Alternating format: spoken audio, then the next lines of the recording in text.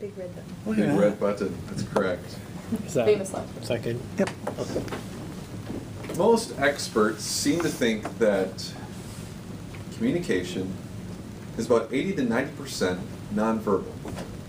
And that's why in the Toastmasters Confident Communication Manual, there is a project dedicated to that particular part of our communication that everybody else sees rather than just hears. It's called Your Body Speaks, project number 5. And today to tackle that project will be Shawn Burgdorf. He's going to be working on his stance, movement, gestures, facial expressions, eye contact, all those nonverbal things that we do to communicate with our audience. Shawn is working on his MBA. He's a new dad and packing it all in. He's working on his Confident Communicator, hopefully to complete it here soon. But he's going to talk about his harrowing adventures coming back and forth to work each day. So please welcome Shawn Burgdorf with his speech, I-94, The Drive.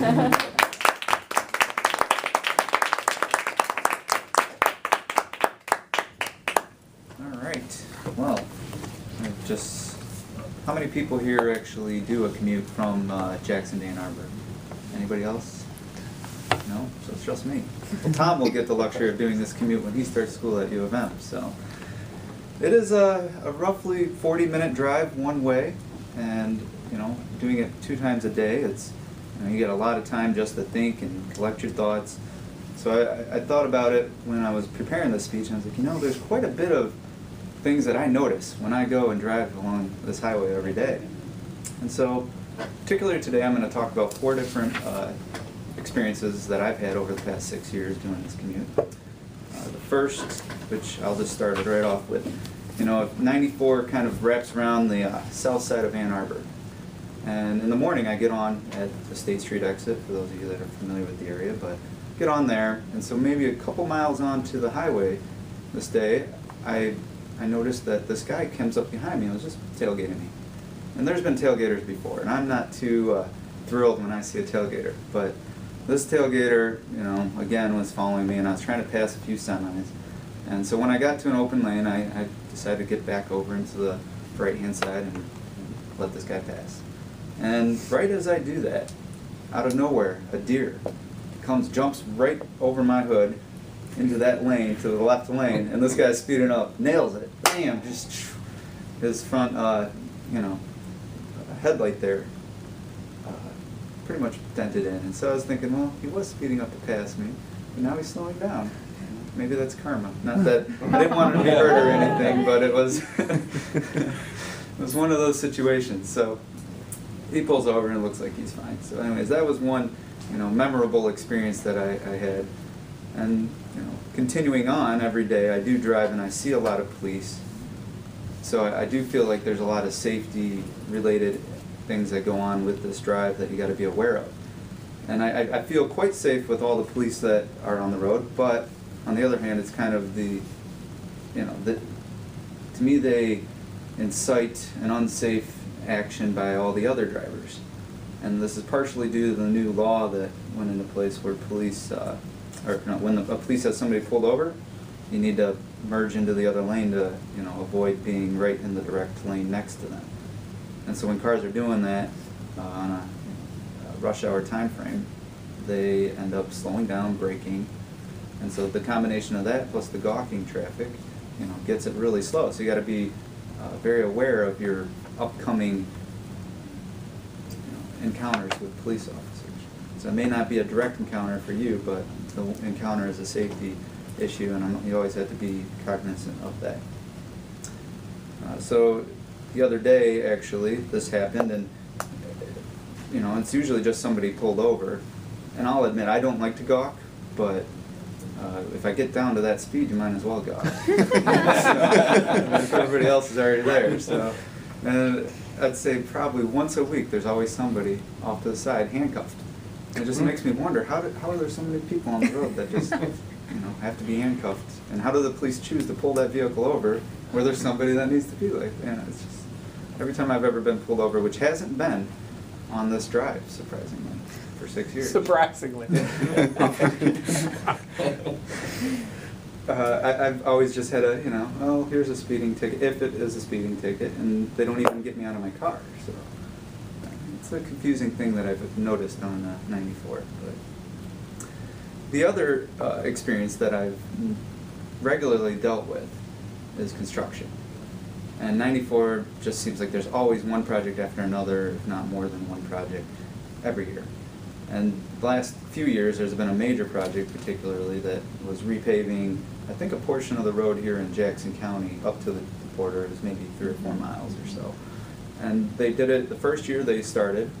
They did a nice job because the next year, the part that they did on one half of it was nice smooth concrete. And when they finished, I was driving around, wow, this is really nice. I can't wait till I get the other side done. Without the delays and stuff that go along with the actual construction part. But the next year when they started working on the other side, they were going a lot quicker. And I noticed that, hey, they're doing it in blacktop.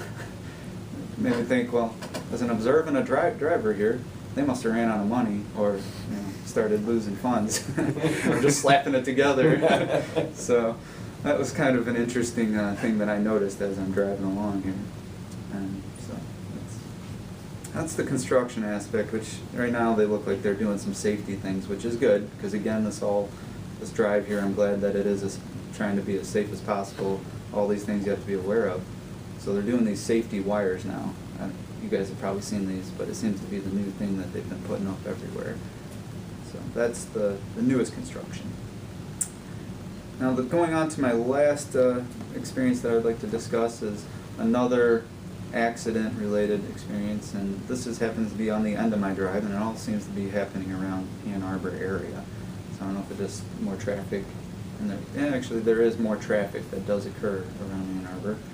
And at the end of my commute, it starts to back up right to the State Street exit, so usually I can get off without hitting the traffic, but sometimes it goes past, usually like a quarter of a mile or so. That traffic, if you're not aware that it's there and you're not paying attention, you could easily just fly by, and this is kind of what happened with this car.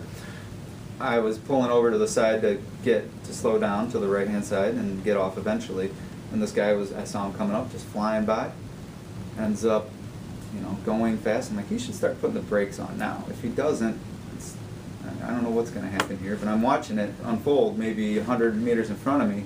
All of a sudden, maybe 10 meters before the car that he's about to encounter, the brake lights go on. I'm like, oh, now he sees, but it was well past the point of no return there. And bam, hits that car and a few other cars up in front. And it was not a pretty sight. Luckily, the guy got out. It seemed like everybody was okay. And again, I was able to get off. But those are the sorts of things that you just got to be aware of. It seems to be there's a lot of drivers who are aggressive on 94. Driving above the speed limit, and so it's a big safety thing that I would, if anybody has to do that drive, just be aware. That is my 94 life.